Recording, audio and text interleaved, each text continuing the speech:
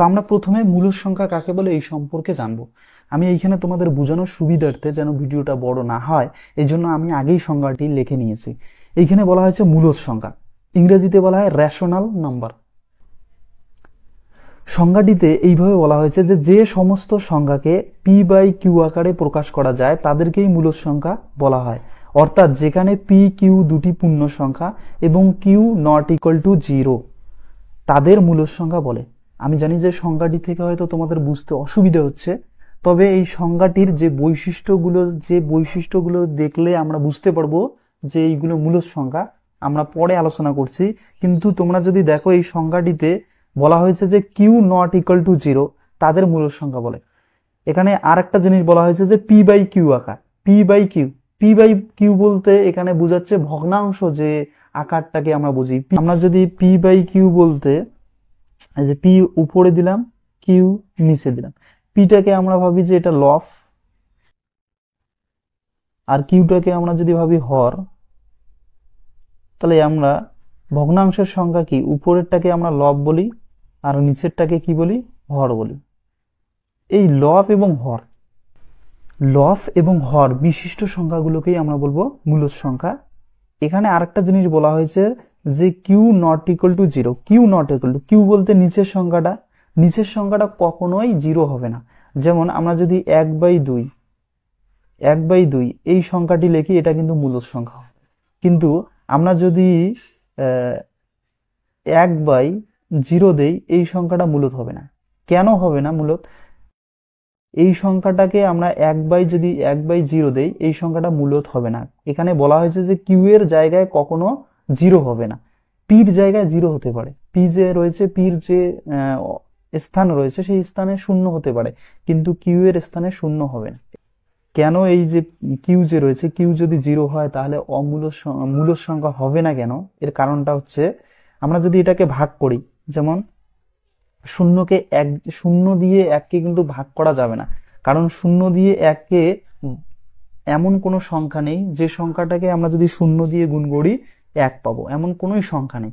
এই জন্যই কিন্তু এটা অসঙ্গত, এটাকে ভাগ করা যায় না, এটা যুক্তিহীন। এই জন্য এই সংখ্যাগুলোকে আমরা, এই ধরনের যদি সংখ্যা থাকে তখন আমরা কিন্তু মূলদ সংখ্যা বলতে পারবো না। এখন যদি উপরে 0 থাকে তখন আমরা মূলদ বলতে পারবো। কেন?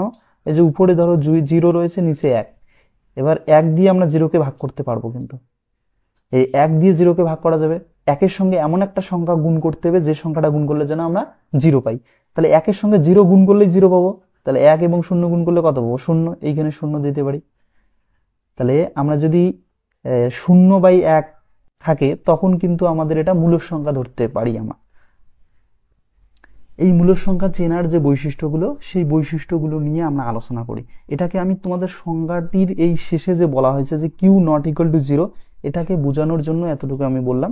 এরপর আমরা দেখবো যে মূলদ সংখ্যাগুলো চিনবো কিভাবে, কোন কোন বৈশিষ্ট্যগুলো আমাদের মনে রাখা প্রয়োজন। আমরা মূলদ সংখ্যা চেনার যে নিয়ম বা বৈশিষ্ট্য, প্রথম যে বৈশিষ্ট্যটি আমি লিখে নিয়েছি, তোমরা যদি ভালো করে দেখো, এইখানে বলা হয়েছে যে সমস্ত ধনাত্মক ও ঋণাত্মক পূর্ণ সংখ্যা মূলদ সংখ্যা। সমস্ত ধনাত্মক এবং ঋণাত্মক। ধনাত্মক কথার অর্থ হচ্ছে +1 +2 +3 +4, এরকম করে আমরা যে পূর্ণ সংখ্যার যে সেটটা আমরা দেখছিলাম, সংখ্যা মনে হচ্ছে -1 -2 -3 -4 -5 -6, এরকম করে ইনফিনিটি অবধি। এবার 0-র পর +1 +2 +3 +4 +5 +6, এরকম করে ইনফিনিটি অবধি যত সংখ্যা রয়েছে সমস্ত ধনাত্মক এবং ঋণাত্মক পূর্ণ সংখ্যাগুলোকে আমরা মূলদ সংখ্যা ভাবো। তাহলে এটা ক্লিয়ার যে সমস্ত ঋণাত্মক এবং ধনাত্মক যতগুলো পূর্ণ সংখ্যা রয়েছে সমস্ত পূর্ণ সংখ্যাগুলোকেই আমরা বলবো মূলদ সংখ্যা। শূন্যটাও কিন্তু মূলদ সংখ্যা। অনেকে হয়তো ভাবতে পারো যে শূন্যকে কিভাবে পি বাই কিউ আকারে আমরা প্রকাশ করতে পারি। শূন্যকেও পি বাই কিউ আকারে প্রকাশ করা যায়। কিভাবে? ধরো 0 উপরে দিলাম, এই শূন্যকে আমরা যদি এটাকে লিখতে চাই তাহলে 0/1 এরকম করে লেখা যাবে, কারণ কোনো সংখ্যার নিচে যদি কোনো কিছু না থাকে তাহলে আমরা 1 ভাবতে পারি। এটাকে দেখো আমরা পি বাই কিউ আকারে লিখতে পারি। এটাকে কিন্তু আবার ভাগ করা যায়। যেমন আমি তোমাদের ওই যে প্রথমেই বুঝাইছিলাম যে কিউ নট ইকুয়াল টু 0, অর্থাৎ নিচের সংখ্যাটা কখনো কিন্তু 0 হবে না। এখানে 1 রয়েছে, তার মানে এটা এই যে 1 দিয়ে 0কে আমরা ভাগ করতে পারি, 0কে 0, তাহলে আমার এটা কি হবে ভাগফল, শূন্যকে যদি আমরা 0/1 দিয়ে যদি ভাগ করি আমাদের অ্যান্সার আসবে 0। এই জন্য শূন্যটাকে আমরা কি বলতে পারি, শূন্যটাকে আমরা মূলদ সংখ্যা বলতে পারি। এবার হয়তো তোমাদের প্রশ্ন হতে পারে যে 1কে কিভাবে p/q আকারে লিখতে পারবো। যে মূলদ সংখ্যা হওয়ার যে নিয়ম সেটা হচ্ছে p/q হতে হবে।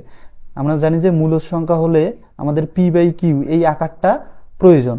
এখন 1কে আমরা কিভাবে মূলদ সংখ্যা বলবো, 1কে মূলদ সংখ্যা বলার কারণ হচ্ছে 1 আমরা উপরে লিখলাম, এই 1 সংখ্যাটাকে আমরা এইভাবে লিখতে পারি 1/1 লিখতে পারি। তো এই জন্য এটা দেখো p আর এটা হচ্ছে q, তাহলে p/q আকার হলেই আমরা বলবো যে ওটা মূলদ সংখ্যা। এই পূর্ণ সংখ্যাগুলো কিন্তু আমরা p/q আকারে লিখতে পারি, এই জন্য পূর্ণ সংখ্যাগুলোকে আমাদের কি বলতে হয়, আমাদের মূলদ সংখ্যা ধরতে হবে। এবার তোমাদের প্রশ্ন হতে পারে যে -3 থেকে ঋণাত্মক যে সংখ্যাগুলো রয়েছে, ঋণাত্মক সংখ্যাগুলোকে আমরা কিভাবে p/q আকারে লিখবো। ঋণাত্মক সংখ্যা যেমন -2 রয়েছে, -2 এর নিচে আমরা 1 ভাবতে পারি। দেখো p/q আকারে আমরা কিন্তু প্রকাশ করতে পারছি। এই জন্যই কিন্তু সমস্ত ধনাত্মক এবং ঋণাত্মক পূর্ণ সংখ্যাগুলো কিন্তু মূলদ সংখ্যা হবে। 2 নম্বর বৈশিষ্ট্যটি লিখে নিয়েছি। তোমরা যদি 2 নম্বর বৈশিষ্ট্যটি ভালো করে লক্ষ্য করো তাহলে এইখানে বলা হয়েছে যে ভগ্নাংশ সংখ্যাগুলিকে মূলদ সংখ্যা বলে। এবার ভগ্নাংশ হচ্ছে 3 ধরনের ভগ্নাংশ, প্রকৃত ভগ্নাংশ, অপ্রকৃত ভগ্নাংশ এবং মিশ্র ভগ্নাংশ। তাহলে প্রকৃত ভগ্নাংশগুলোকে আমরা কিন্তু মূলদ সংখ্যা ধরবো। যেমন 1/2 এটাও মূলদ সংখ্যা, 3/5 এটাও মূলদ সংখ্যা, 7/9 এটাও মূলদ সংখ্যা। অর্থাৎ প্রকৃত যত ভগ্নাংশ থাকবে সব ভগ্নাংশগুলোকে আমরা মূলদ সংখ্যা ধরবো। এরপর হচ্ছে অপ্রকৃত ভগ্নাংশগুলো, যেমন 5/3, 7/4, 11/7, 15/8। অপ্রকৃত অর্থাৎ উপরের সংখ্যাটা বড় থাকবে, নিচের সংখ্যাটা ছোট থাকবে, কিন্তু কোনো সময় 0 হবে না। নিচে কিন্তু 0 থাকা চলবে না। যদি 0 থাকে তখন কিন্তু ওই সংখ্যাগুলোকে আমরা কিন্তু মূলদ সংখ্যা ধরতে পারবো না। তার মানে প্রকৃত ভগ্নাংশ সংখ্যাটা হচ্ছে মূলদ সংখ্যা, অপ্রকৃত ভগ্নাংশ সংখ্যাটা হচ্ছে মূলদ সংখ্যা। এবার মিশ্র ভগ্নাংশ, মিশ্র ভগ্নাংশগুলোও কিন্তু মূলদ সংখ্যা হবে। এখন তোমাদের প্রশ্ন হতে পারে যে মিশ্র ভগ্নাংশগুলো কিভাবে আমাদের মূলদ সংখ্যা হবে। আমরা যদি এই মিশ্র ভগ্নাংশটাকে ভেঙে নেই, ভেঙে নিয়ে যে ফলটা পাবো সেটাই কিন্তু আমাদের মূলদ সংখ্যা হবে। কিভাবে আমরা ভাঙতে পারি এটাকে, এই 3 দিয়ে, এই 2 দিয়ে, এই নিচের 2 দিয়ে এই বাড়তি 3টাকে আমাদের কি করতে হয়, গুণ করতে হয়। যেমন 3 × 2 = 6, 6 আর 1 যোগ করতে হয় 7, 7/2। অর্থাৎ আমরা যদি 3 সমস্ত 1/2কে ভাঙি, ভেঙে আমরা কিন্তু পাবো 7/2। এই 7/2 আমরা p/q আকারে পেলাম। এই জন্য মিশ্র ভগ্নাংশগুলোকে আমাদের কিন্তু মূলদ সংখ্যা ধরতে হবে। তাহলে মিশ্র ভগ্নাংশগুলোও কিন্তু আমাদের কি হবে, মূলদ সংখ্যা হবে। এবার আমরা 3 নম্বর বৈশিষ্ট্যটি দেখব। 3 নম্বর বৈশিষ্ট্যটিতে বলা হয়েছে যে পূর্ণবর্গ সংখ্যাগুলিকেও মূলদ সংখ্যা বলা হয়। কি বলা হয়, পূর্ণবর্গ সংখ্যা বলতে বোঝাচ্ছে যেমন এই 4 যে সংখ্যাটা রয়েছে, এই 4 সংখ্যাটাকে যদি আমরা বর্গমূল করি, এই 4 সংখ্যাটার যদি আমরা বর্গমূল করি, অর্থাৎ রুটটাকে আমরা যদি তুলে দিতে চাই, তাহলে কিন্তু আমরা একটা পূর্ণ সংখ্যা পাবো। কিভাবে পাবো, আমরা যদি রুট তুলে দিতে চাই, এই 4কে আমরা যদি তুলে দিতে চাই, 4 সংখ্যাটাকে আমরা 2 × 2 এইভাবে লিখতে পারি। তার মানে রুট তুলে দেওয়ার নিয়ম হচ্ছে একই রকম যে সংখ্যাটা থাকবে সেই দুটো সংখ্যার মধ্যে একটি সংখ্যা লিখলেই আমাদের রুট উঠে যাবে। তার মানে 4-এর পরিবর্তে এই যে দুটো 2 রয়েছে, দুটো 2 এর মধ্যে আমরা একটা 2 লিখলেই কিন্তু আমাদের রুটটা উঠে যাবে। তার মানে এই যে √4 এটা হচ্ছে আমাদের পূর্ণবর্গ একটা সংখ্যা। পূর্ণবর্গ যে সংখ্যাগুলো থাকবে সেই সংখ্যাগুলোকেই আমরা কিন্তু মূলদ সংখ্যা ধরবো। যেমন 9 রয়েছে, 9 সংখ্যাটাকে আমরা কিন্তু এই যে রুট যে 9 রয়েছে, এই রুট 9টাকে আমরা কিভাবে ভাঙতে পারি, এই যে 3 × 3। তাহলে কি হচ্ছে, দুটো 3-এর মধ্যে একটা 3 আমরা লিখতে পারি, তাহলে রুট উঠে যাবে। এই যে একটা করে পূর্ণ সংখ্যা কিন্তু আমরা পাচ্ছি। এই 2 যেমন এই যে 4-এর যে বর্গমূল যদি আমরা বের করতে চাই তাহলে কত হবে, 2। 2-এর যদি আমরা বর্গ করি তখন কিন্তু 4 হবে, কি তাই তো। তাহলে এই যে পূর্ণবর্গ সংখ্যাগুলিকে আমরা মূলদ সংখ্যা বলবো। যেগুলো রুট থাকবে, এই রুট সংখ্যাগুলো, বর্গ যে সংখ্যাগুলো থাকবে, রুটের যে পূর্ণবর্গ সংখ্যা থাকবে সেই সংখ্যাগুলোকেই আমরা কি বলবো, মূলদ সংখ্যা বলবো। তাহলে এই ধরনের যদি আমরা √4, √9, √16, √25, √36, √49 এই ধরনের সংখ্যাগুলোকে আমরা মূলদ সংখ্যা বলবো। এবার তোমাদের এই মূলদ সংখ্যা যদি রুটের যদি বুঝতে চাও তাহলে আরো সহজভাবে বোঝার জন্য তোমরা কি করবে, প্রত্যেকটা সংখ্যার বর্গ করবে। যেমন 2-এর বর্গ কত হবে, 4। এই 4 সংখ্যা যদি দেখো রুটের ক্ষেত্রে 4 থাকে তাহলে ভাববে যে এটা পূর্ণবর্গ সংখ্যা হবে। যেমন 3-এর বর্গ করবে, 3-এর বর্গ মানে 3 × 3 = 9, এই 9 সংখ্যাটা হচ্ছে তোমাদের মূলদ সংখ্যা। এটাকে যদি রুট দেওয়া হয় তখন এই সংখ্যাটা কিন্তু আমাদের ভাবতে হবে যে মূলদ সংখ্যা। এবার 4-এর যদি আমরা বর্গ করি তাহলে 4-এর বর্গ হচ্ছে 4-4 16। এই সংখ্যাগুলো কিন্তু আমাদের মূলদ সংখ্যা হবে। এবার তোমরা যদি ভালো করে লক্ষ্য করো 4-এর পর 5, 6, 7 এই সংখ্যাগুলো কিন্তু নেই, এই সংখ্যাগুলো কিন্তু আবার মূলদ সংখ্যা হবে না। এবার 1-এরও যদি বর্গ করে 1-এর বর্গ কত হবে? 1 হবে। তাহলে 1 সংখ্যাটাও কিন্তু আমাদের কি সংখ্যা? 1 সংখ্যাটাও আমাদের মূলদ সংখ্যা। কিন্তু 1-এর পর 2, 3 এইগুলো মূলদ সংখ্যা হবে না। ক্লিয়ার? যদি রুট থাকে, রুট 1 যদি থাকে তাহলে কিন্তু ওটা আমাদের রুট 1 থাকলে আমাদের এটা মূলদ সংখ্যা ধরতে হবে। কিন্তু রুট যদি আমরা 2 থাকে তখন কিন্তু মূলদ সংখ্যা ধরতে পারবো না। এই রুট 2 থাকলে মূলদ সংখ্যা ধরা যাবে না। এখন আমরা 4 নম্বর বৈশিষ্ট্যটি দেখব। 4 নম্বর বৈশিষ্ট্যটিতে বলা হয়েছে যে প্রতিটি সসীম দশমিক সংখ্যা মূলদ সংখ্যা। সসীম দশমিক সংখ্যা মূলদ সংখ্যা। এখানে যদি দেখো তোমরা, সসীম কথার অর্থ হচ্ছে দশমিকের পর নির্দিষ্ট কয়েকটি সংখ্যা থাকবে, নির্দিষ্ট কয়েকটি সংখ্যা থাকবে। দশমিকের পর কয়েকটি একটি নির্দিষ্ট সংখ্যা থাকতে পারে, 2টিও থাকতে পারে, 3টিও থাকতে পারে, যেন নির্দিষ্ট থাকে। ধরনের সংখ্যাগুলোকেই আমরা মূলদ সংখ্যা বলবো। মানে দশমিকের পর 2টো থাক, 3টে থাক, তারপরে যেন আর কোনো মানে ডট ডট বা এইরকম অসীম যেন না থাকে, এই ধরনের সংখ্যাগুলোকে আমরা বলবো মূলদ সংখ্যা। তাহলে কি বলবো? যে প্রতিটি সসীম দশমিক সংখ্যা মূলদ সংখ্যা। প্রতিটি সসীম, তাহলে যেমন দেখো 0.26, তারপরে 0.235, এইগুলো দেখো নির্দিষ্ট করে দেওয়া রয়েছে। যেমন এই সংখ্যাগুলোর পর আর কোনো সংখ্যা নেই, একদম নির্দিষ্টভাবেই দেওয়া রয়েছে। এইটাকে আবার পি বাই কিউ আকারে তোমাদের প্রশ্ন হতে পারে যে এই সংখ্যাগুলোকে আমরা পি বাই কিউ আকারে কিভাবে প্রকাশ করতে পারি। পি বাই কিউ আকারে আমরা এইগুলোকে এইভাবে প্রকাশ করতে পারি, যেমন 0.26। এই সংখ্যাটাকে যদি আমরা পি বাই কিউ আকারে প্রকাশ করতে চাই তাহলে দশমিক তুলে দেবো আমরা, কি এটাই তো আমাদের প্রথম নিয়ম। দশমিক তুলে দিয়ে 1, তারপরে জয়টা সংখ্যা থাকবে তয়টা কি দিতে হবে? ততটা 0 দিতে হবে। দেখো আমরা পি বাই কিউ আকারে এটাকে প্রকাশ করতে পেরেছি যে 26টা হচ্ছে পি আর 100টা হচ্ছে কিউ।